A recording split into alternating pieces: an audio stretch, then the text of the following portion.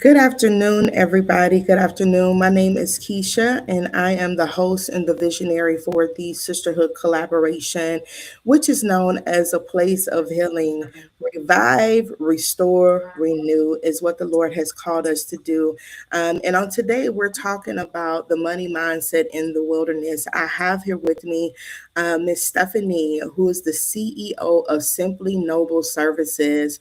Her main niche is helping people with their finances.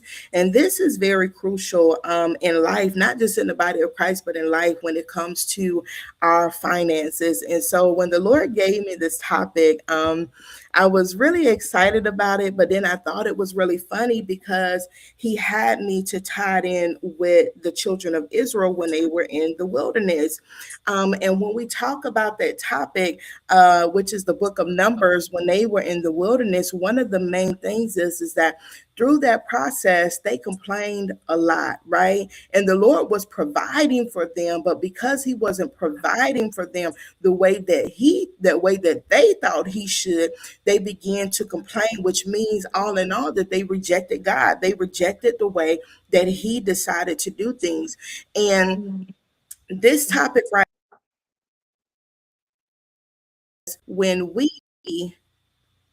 there we go. This topic right here is very powerful because the Lord is calling us to steward the very blessings and the things that He has for us. Not just our gifts, but also our finances to steward, our ministry. Some of us do ministry in marketplace. Some of us have businesses. Some of us work for others. But these are the things that He is calling us to steward. And when He does that, He'll place people in our life, whether it be our leaders or it could be people outside of the ministry who offers services like Stephanie. And we have to have the mindset to where we do not reject the very tools and resources that they're giving us, because the Lord is shifting us. He's shifting us. And when He begins to shift us, just like how He shifted the children of Israel, He shifted them out of Egypt. He used Moses to do it, right? And they got to the wilderness and they stayed in that place too long. And some of us financially have stayed in certain places too long. The Lord has called us to higher. And one of the things that I noticed before we get into our questions, one of the things that I noticed is that even though they were in the wilderness, the Lord was with them, right? He was still with them. He was still supplying their needs, right? He was still speaking to them through Moses. But here's the thing: we can't assume because God is with us that we're in a place where He's called us to, because although God was with them and He still didn't allow people, who was it, Balaam, to speak curses against them. He had to speak blessings. Even though God was still with them, they still did not get to the place that He had called them to. He had called them to land flowing in milk and honey, right? And so we have to make sure that we have the mindset that we're not rejecting the very place that the Lord is taking us to. Remember, they Mm. rejected the manna. They rejected the word. They rejected what Moses was saying. They rejected Aaron. They rejected all of these things, right? Which prevented them. They rejected Caleb and Joshua to the point where they wanted to stone them. So I say all that to say on today, it might not look like how it looks biblically in your life, but there are some things that we have rejected. And even times we rejected the very instructions that the Lord has given us to get our house in order. So as we reflect on that today and we reflect on our journey, we're going to go ahead and get into the questions. But before we get into it, Miss Stephanie, can you introduce yourself and about your business and what it is that you do and how you can help us? Okay, sure. Good afternoon. Thank you, Miss Keisha, for thank you for allowing me to be on your platform today. I really truly appreciate it. My name is Stephanie Leandre. I am the CEO of Simply Noble Services. We are based in Central Florida, but we do service everyone outside of Florida because we do offer virtual sessions. So I primarily focus on personal finance with the aspect of budgeting and savings. I know there's credit repair and retirement and so many different things in the financial industry, but my focus is budget and savings because one thing that the pandemic has taught me is that the mindset around those two topics is very limited, and a lot of people struggled so much because we weren't prepared for what was to come, you know. So my goal is to help you get set up and put yourself in a better financial position so you won't revert back to where you were 6 years ago. Oh man, that's good. That's good. You know what's even better about that? That really kind of set me on the edge of my seat. You said 6 years ago. You Yep. know, it seemed like it was just yesterday, but no, it was 6 years ago. And when you think about all of that time that we've had since COVID, you know, that's something, you know, for those of you who are watching and go back, watch the replay, that's something to reflect on. Have you changed your mindset about money, budgeting, and finances since COVID? You know, are you prepared if something like that was to happen again? Are you prepared for what's to come? So we're going to go ahead and get into these questions because I know this is really going to help a lot of people on today. So can you describe a time when you had to manage your finances during a difficult or uncertain season like the wilderness, and what did you learn from it? So I'm going to give you guys a quick story time. Okay. I got married in December of 2014, and right off the bat, the financial issues started. My Mm, husband started to get a huge, massive decrease in hours. Like there would be weeks he would work 5 hours or 10 hours. That's not sufficient to for a mortgage, to take care of a household, and to even manage our day-to-day bills, right? So with the drop of income, that caused the financial hardship. We were the people that were looking at the credit cards and see which one we could use until the next month and see which one we could use the next month in order to help us get by. And eventually that led us to filing for Chapter 7 bankruptcy. mm, And this was literally a year, a little bit after a year into our marriage. So, freshly married, we didn't have any kids yet. We're building our foundation, and it started off rocky, very difficult. We were scared, but there was also a lot of shame because when you're filing for bankruptcy, it's kind of like a deficit. It's kind of like, oh, I can't believe you have to do that. What's wrong with you? Why don't you have any money? But it's a lot that comes with that. And then we went through the process, supported one another. We told those that were close to us to support us as well. And what I learned from that experience changed everything for me. mm, Um, I learned that avoiding your finances will cost you more than facing them. Okay. mm, I learned that credit is not stability. And most importantly, I learned that you need a plan, not just income. And that's what led me to do the work that I'm doing today and helping individuals and families move from that period of their life into a much more better financially stable period. Because bankruptcy, when we started, I wasn't pregnant. When we ended, I was 16 weeks pregnant with my oldest son. mm. And the emotional and physical toll that it took on us, aside from the financial piece, was enough to make me feel like I just couldn't do it. And I almost thought one day I was going to lose my child. By the grace of God, I didn't. Amen. And we were able to get through that season and get through that tough time and take the lessons that we learned from it and apply it into our lives now where we're not where we were before. That's good. That's good. Take those L's and apply it, right? To do something Mhm. different. And that's something I want to ask you, like how, you know, just a little more details, but how did that feel emotionally? Because I heard like shame, you know, condemnation. But what I also heard, which was crucial that sometimes we don't do as people, is that you opened up to those around you so they could Mhm. support you, because you know a lot of times when you're going through, you know, those financial difficulties, they do take a toll emotionally, and a lot of times there is shame there to where you Yeah. don't want to open up and talk to other people about it, because as adults we feel like we should be right responsible enough to take care of ourselves. You know, that's what we've been taught. So how did that feel emotionally, you know, when you begin to open up, you know, about it to other people? Where, you know, was it a lot of backlash or what, or did you receive like full support, you know? We received a lot of support.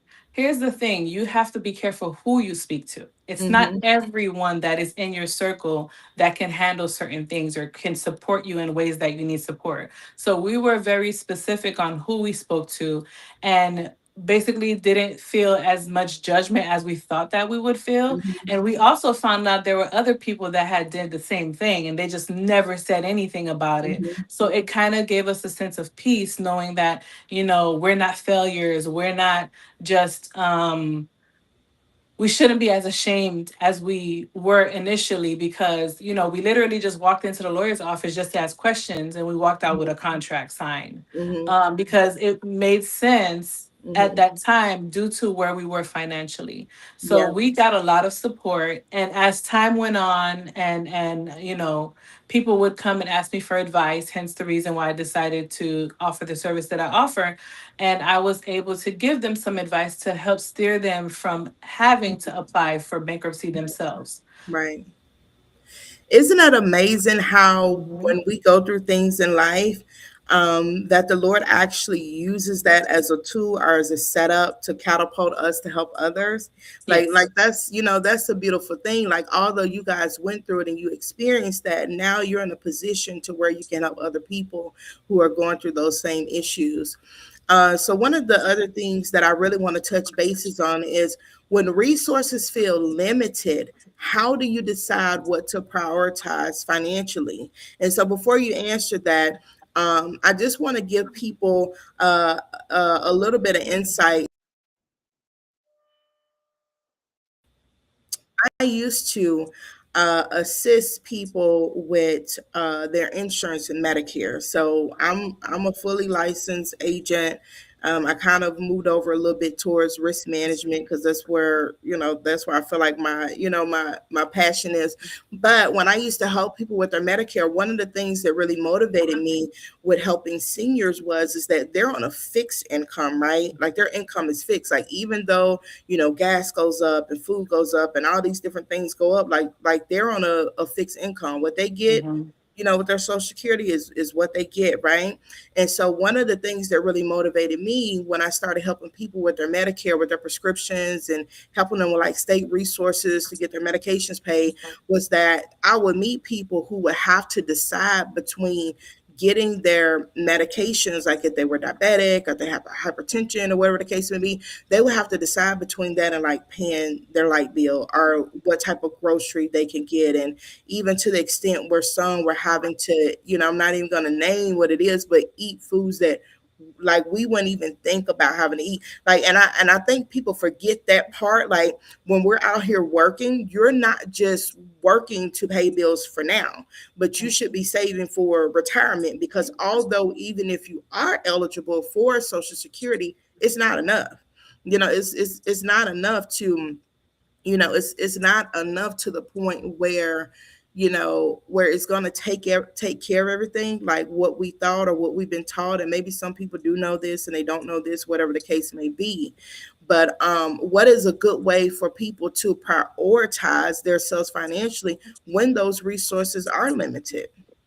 So to answer that question, I keep it very clear and structured. The first thing you need to protect is your household.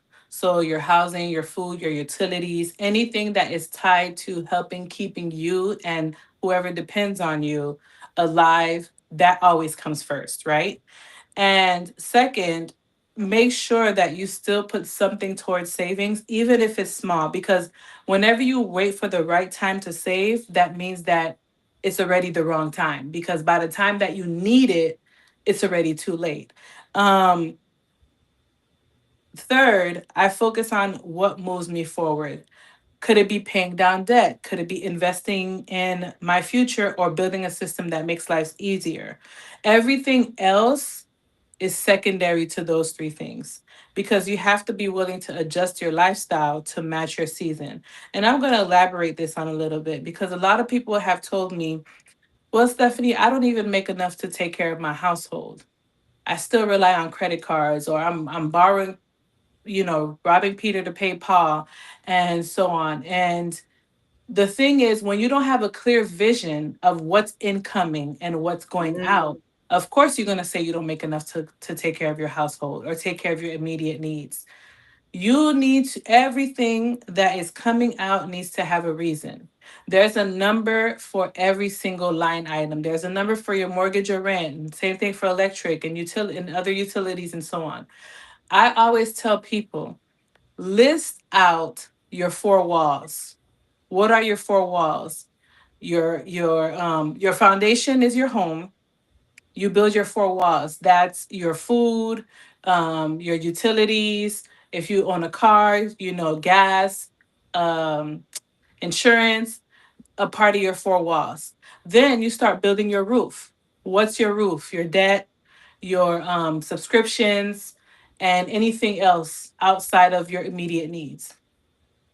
When you're building a home, we always start with the baseline. You pour out your concrete or whatever it is that you put in your baseline. You need that foundation to be strong. And that's where it comes in with you knowing exactly what type of wall you're going to build. Is it going to be masonry? Is it going to be a frame? Is it going to be aluminum? You need to figure out what makes the most important part of your home, which is the structure. When you list out your numbers, when you list out everything and be very specific with it, don't say, oh, I would normally spend $50, but it ends up being 75. Be very specific on the numbers. And then you will calculate what your take home pay is, whether you have a W-2 job, a 1099, or you're a business owner, and compare that to what your listed number is. Is it equal? Is one higher than the other? What, and then you would figure out what you need to do to trim things down. I have helped people that are homeowners save a lot of money. I'm like, why are you paying insurance on your car with this provider and then your homeowner's insurance is another provider? Can't you bundle it and save? They've saved up to like 35% in a year. And what happens with the additional money? Then we're like, okay, we're going to invest them. Do you have a Roth IRA? Do you have a 401k? If not, I have someone in my referral system I can set you up with. And then if there's debt, which 9 times out of 10 there is, what can we do to tackle the debt? What's your if do you want to do smallest to largest or largest to smallest or highest interest to lowest interest, whichever way you want to go, I follow you because the thing is you're the driver. I'm the passenger. I'm not the driver. I'm not going to tell you what to do. I guide you and provide strategies that will help for you. So be very realistic in what your numbers are. Take care of your immediate needs, and then we could focus on the rest. And I think some other good things too. You touched on a lot of good points.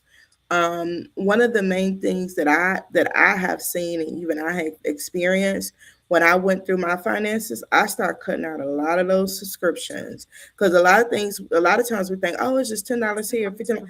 By the time you sit down and you start adding all that up, it could be hundreds of dollars. And then when you look at that over a 12-month period, like you're saving thousands, right?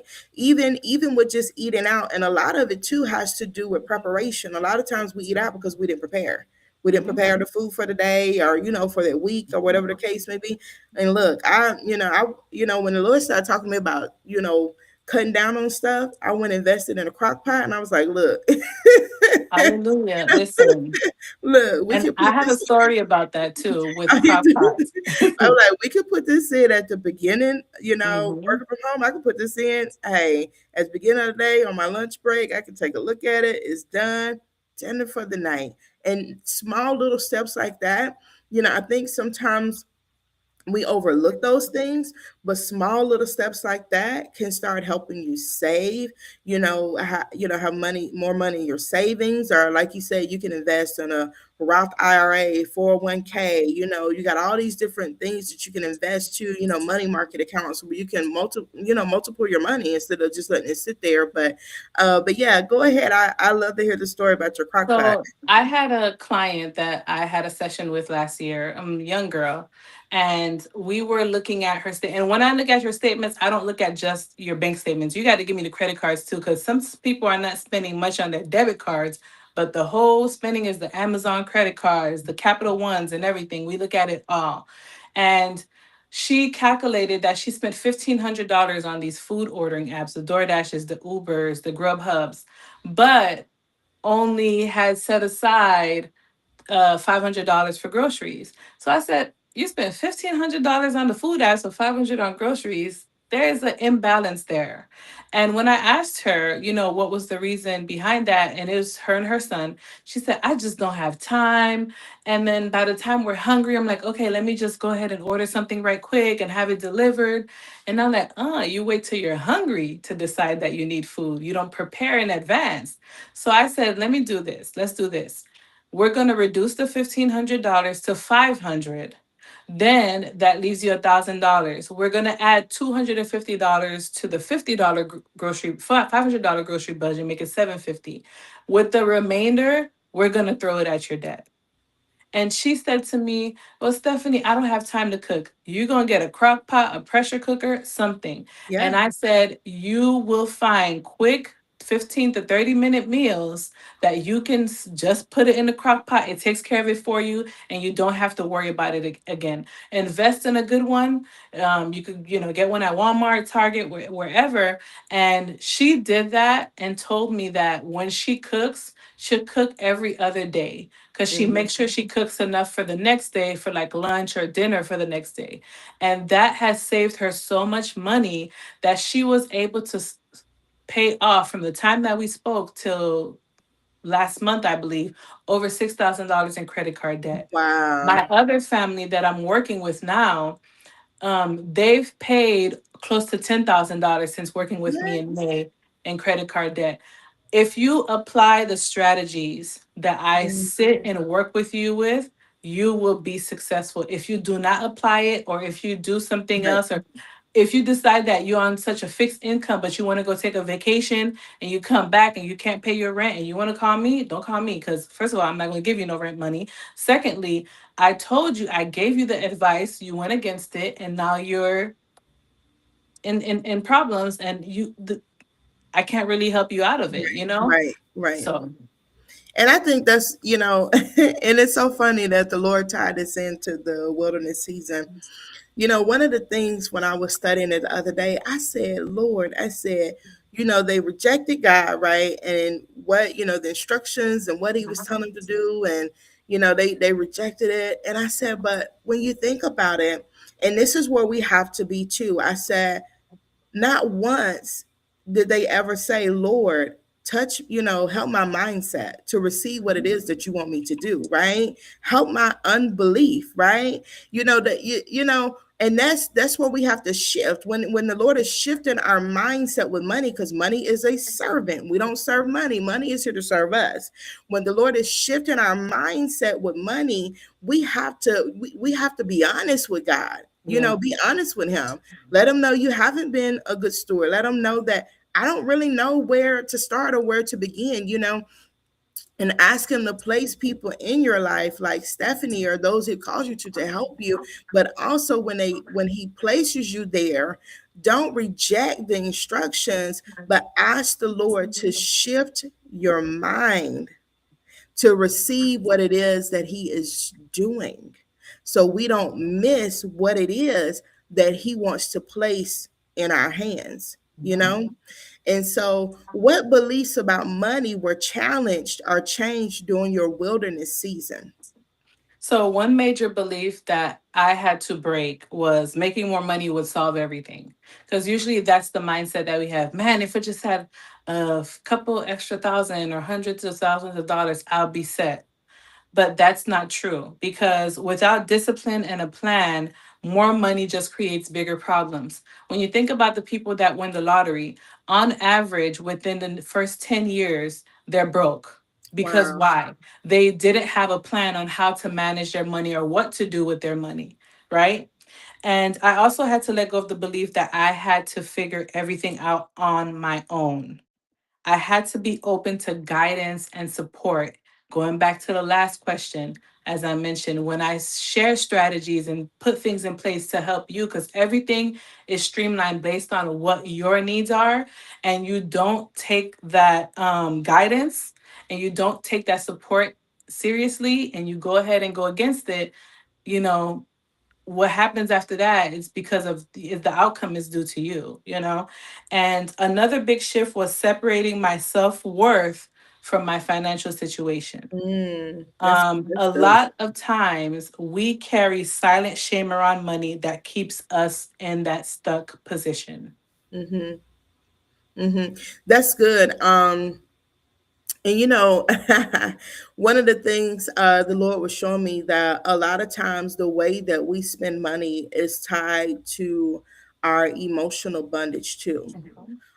Sometimes we would spend money to try to make ourselves feel better, right? Mhm. Go shopping, I'll feel better. And the Lord is saying those are the things that we should go to Him for. That Yeah. when we're dealing with emotional wounds or when we're dealing with unhealed places, some of us have placed money and things in the place of God or where He wants to heal us. And we will try to heal ourselves through selfish ambitions, through financial gain. We would try to heal ourselves through, buying a new pair of shoes or, getting a new hairdo and different things like that. And it's nothing wrong with those things, but we have to understand that that is not the foundation of our healing. That's not Mhm. where our healing comes from.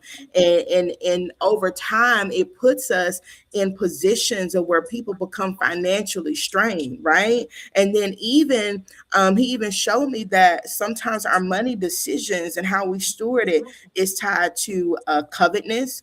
Coveting what other people have is tied to Yes. lust, lusting after what other people have. And we'll see these things, whether it be somebody who's close to you or whether it's something that you saw in a TV ad or whatever the case may be. And we'll begin to look at these things and place our identity in that and say, oh, I want to look like that. And if I want to look like that, then I have to purchase these things, right? Yep. I have to purchase these things. And then people, it reminds me, I think it was a movie a long time ago. It's like Keeping Up with the Joneses or something like that. Mhm. And it'll put people in this mindset of this worldly mindset that I have to have these things to look the part, not realizing that the emotional wounds are still there, the stagnation is still there, not realizing that all of these things that the Lord has not called us to is still there. And it just creates this cycle of debt. And I was like, my Mhm. God, I was like, this is deep, God, because a lot of times we're just thinking when He's telling us, to get our financial house in order, when He's telling us to steward these things, we're thinking that, we're thinking it's just in reference to the money, but it's deeper than Yep. that.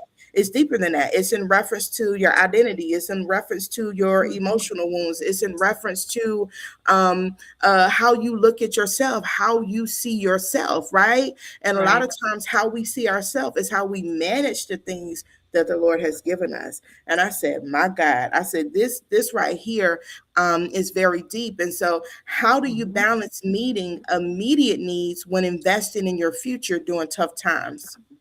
You can do both, is what I always tell people. But it does not have to be in big ways. We have this whole mindset that it has to be this much and so large and a lot and this. It doesn't have to be that, right? You take care of what is in front of you, your bills, your household, your responsibilities. That's your primary responsibility. But you also plant seeds for your future, even if it is small. Um, that could look like saving a consistent amount, $20 a week, $10 a week. It could also look like building a system or investing time into creating another stream of income. It's not either or. You can survive and still prepare at the same time. You just have to be intentional about it. There are many videos and conversations and so many things that I've done where I talk about this very thing because a lot of people were like, well, if we're trying to have $1,000 emergency fund and oh my God, that's going to take forever. If it's $20 a week, it'll take you 50 weeks, Mm-hmm. right? If it's $50 a week, it'll take you 20 weeks. If it's, you know what, I'm getting an income tax return. Let me put $1,000 Right. aside from that income tax in a high yield savings account, earning interest between 3.75 or 4.25% instead of putting in a regular bank, which you only earn like a penny. You know, Mm-hmm. be intentional. Do you really need to go get all those clothes and shoes? Is it a need? Is it a want? And then Mm-hmm. this goes back to elementary school when you're learning the difference between Mm-hmm. need and want. When Mm-hmm. you know you need something, you're intentional about it and you make sure that you work towards getting it. With a want, it could be impulsive buys. If you know you can't control yourself in Most certain definitely. settings, don't put yourself in those Yeah. Yeah. situations. If you know, or there's some people that literally have plastic on them and they'll swipe it for everything. You're gonna leave the plastic at home. You're gonna have a $50 bill or $100 bill with you. That's the Mhm. max. Once it's Mhm. done, you're done. You're Mhm. You done. can thrift too. You can thrift shop. You can definitely thrift shop. And a lot of people also, I know there's these Facebook groups where people swap things. If you want to Oh, do that's that, you can good. do that too. So I can't tell you how many times I've given stuff away to people. I have two boys, so a lot of times when they outgrow their clothes, I can either sell it to a resale shop or I could just give it to someone that needs it. If someone's asking for it, I'm not going to say, hey, I have this, but you got to give me X amount of dollars. You can have it. It's whatever. Mhm. But Mhm. my thing too is that you don't need to do one or the other. You can do both with intention. You can still take care of what you need to take care of. You can still also make sure that you're investing. And although I'm not a licensed professional when it comes to investing, I do have people that will work with you. If it's $25 a month, they will work with you. If it's $50 a month, they will work with you. Not all people are like, oh, you need to have $50,000 or whatever to invest in mutual funds or whatnot. There are people that will work with you where you're at. You just have to be open to that type of help and be consistent with it. Yeah, that's good. That's good, which leads to the last question here. But no, that's really good because one of the key factors that we want people to take away is that you're not too far gone to start, and don't ever think your income is too low not to start, right? Um, and one of the things, that we can always ask God too when we're going through this process, Lord, increase my faith. Yes. Not only just help my unbelief, but increase my faith to receive your word and what it is that you want me to do this season that you have for me. And so, one of the main things that we always have to keep in mind too is that nothing is too hard for the Lord. When Amen. we put him as our foundation, and when we really are honest with him and we go to him, he can help us through this. He can help me myself personally. It was years ago, but at the time when I was a single parent, I filed chapter 7 bankruptcy. I'm still a homeowner. Like I still, the Lord still blessed me with these things. Like I've been in that place before too.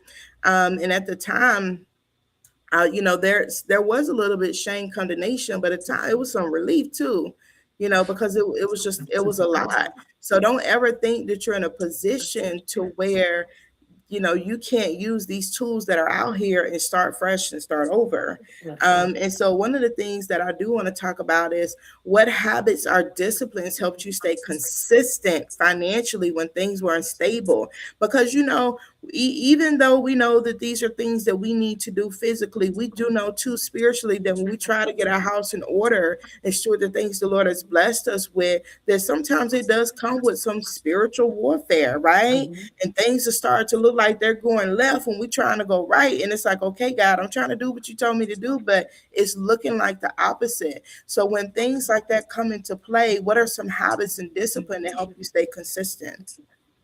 Structure and routine is it for me. So what I started to do is I started checking in with my money regularly instead of avoiding it, even when it was uncomfortable. A lot of times people are not checking their statements, they're not checking their online banking if they have access to it. They're just literally going on and on as if nothing, there's no structure, there's no nothing in place. It's just they're going to keep living their life. And I gave every dollar a job, which removed the guesswork. So I know if I'm going to get paid X amount of dollars within that time period, these are the responsibilities that I have financially, right? And I Mm-hmm. know that I need to take care of those responsibilities because they're part of my foundation. Mm-hmm. And whatever is left over, I still give that a dollar. Is it going to be extra payments towards some type of debt that I have? Is it going to be extra towards my personal investing portfolio, right? I created boundaries around spending and learning to say no without feeling Mm-hmm. guilty. Let me tell you, the word no has literally become one of my best words, because I used to be the people pleaser and the one that wants to help everybody at all costs. Don't worry, you could borrow that money and you don't have to pay it back. You don't, yes, I'll go ahead and do this for you. Oh, yes, I can cover that for you. I was that person. But then when the time came that I needed help, I felt too proud to even ask, Mm, right? So I learned to create boundaries. If I'm donating, I'm willing, that means I'm willing to not get that money back. If I'm borrowing, same thing. There is a difference between borrowing and lending. Please remember that. And I then leaned on accountability. Whatever that was tracking things or taking things, talking things through, I did not allow myself to stay stuck in my head. My husband and I literally have money conversations once a week. We sit down together after putting the boys to bed, and we sit down and look at our week. Either we look at the past week and evaluate what worked and what didn't, and then we look at the upcoming week as well. Does that mean that if there is an emergency that comes up, because life is full of emergencies, does that mean that we don't we think that everything is going to be perfect? No. The other day our washer broke down. Who mhm. was prepared for that? So we had a technician come out, and we realized paying for him to come out, paying for the parts and the repairs and everything was literally the same amount as a new washer. So we know, we're like, yeah, thank you for telling us the issue. And he even told us, even if I fixed all these issues in your washer, it wouldn't last till next year. Oh, So wow. my husband and I was like, don't worry about fixing it. We already paid you to come out. We know we won't get that money back. We're just going to get a new washer. And within 3 days, we got a new washer. It was additional $600 that we weren't prepared to pay for. But because we've prepared for situations to happen, because as homeowners, things will happen, Yeah. we had the money available to go ahead and take care of that for us, right? And consistency is not about just motivation, because you're not motivated every day. You can Mm, be consistent and not motivated, right? mhm. It is about having systems that support you, especially when things feel uncertain. I am such a systems person that the way that I've built my business, it's made it easier for me to integrate and navigate different things when it comes to clients. When it comes, there's no guesswork. I don't leave any guesswork for anyone. Everything is consistent and automated. That's how it should be with your finances as well. You should know what was coming in, you should know what's going out, and you should know also, if it's $20 you're setting aside, 25, 50, that I would rather you say to me, Stephanie, I have $1,000 issue, but I only have $600 saved. What do you, is it okay for me to use my credit card for the rest of the $400? I would rather you tell me that versus you saying I have nothing saved and it's going to cost $3,000 to fix this car, and I have to go put it on this high interest card that's 29%. And my question is, will you be able to pay it off by the next statement? Girl, who got $3,000 to pay off in 30 days? That's usually what I get. And I said, okay, but you have to remember, you're paying 29% on the 3,000. The next month, the interest compounds on your debt. So you end up, that $3,000 can end up being a $9,000 payment. Mm. Wow. Okay. Are you ready for that? Can you handle that? It's going to take you 10, 15 years to pay it off? And you're going to make these credit, the people, they're going to make a lot of money just off of interest. They don't make money off the money they borrow you. They make money off of the interest on the money they borrow. Mhm. They let you borrow. So you definitely have to start from the mind to the paper, or if you're doing digitally, and then to building that habit of consistency. It normally takes 30 to 45 days to build a habit. Focus on one thing at a time. That's good. That's good. Focus on one thing at a time. It was something that you said that was crucial. You said that you guys look at it once a week, right? Yes. And I think that's something that most people do not do. You said you look at it once a week, and some people may look at their stuff daily, right? But you said you Mhm. look at it once a week. So it was something that you said about you don't let the thoughts stay in your mind. No. And so when you're saying that, you mean as far as thoughts with money or conversations that you need to have with your spouse when it comes to the funds? Yeah, when I say that, it's more so thoughts about money Hmm. and also thoughts about like areas that you may be feeling stuck in any area in your life. It's always good to have, I say, at least one person that you can speak to, because one thing that I've learned from speaking to people is that a lot of times there's suggestions or advice that's shared that you would have never thought about or never would have seen coming to apply. And being being open to having these conversations just shifts a lot with your mindset and shifts a lot with how you move and different things. In our culture, I'm Haitian American. In the Haitian culture, whatever happens in the home stays in the home. I'm sure many other cultures are like that as well. But that also can cripple you. Then it can help you Hmm. grow. And you also, I'm not saying go out and just tell everything to whoever. That's not what I'm saying. Hmm. And what I'm saying is that sometimes there are people that are in your circle that have the knowledge, that have the experience, that have the suggestions that they can offer you, but can't do it if you're not open Yeah. to reaching out and speaking to them. Yeah, yeah, that's good. That's good. All right. Well, thank you so much for coming on today, Miss Stephanie. I appreciate you for coming onto the podcast and being very transparent about what it is that you guys have experienced. Before we end on today, is there any last takeaways or information that you would like to leave us with, like where people can locate you or how they can reach out to you if they want your services? And you also have a book, right? Or is it a planner Mhm. I that have people two can planners. purchase? Okay. Yes. So you can find me at www.simplynobleservices.com. And we are on all platforms: Instagram, Facebook, TikTok, LinkedIn, as well as my personal page, Stephanie Leandre, on all platforms as well. With the two planners that I have a budget planner, which is literally like your calendar planner, but with finances integrated. And then I have a savings planner, which my kids love because it's literally different savings challenges ranging from 250 to $10,000, and I made it so it's family interactive.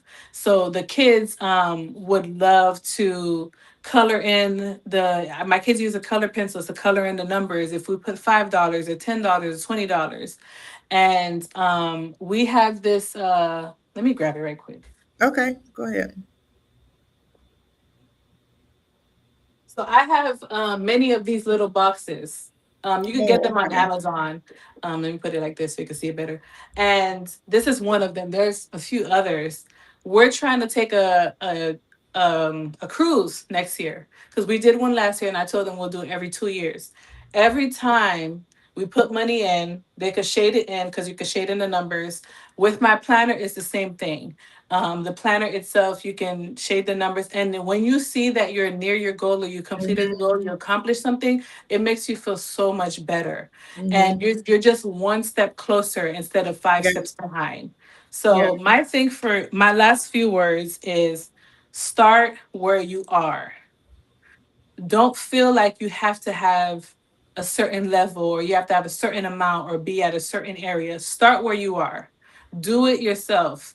If you want an accountability partner, find someone who has the same thought process or the same values as you, and you can work together with them, right?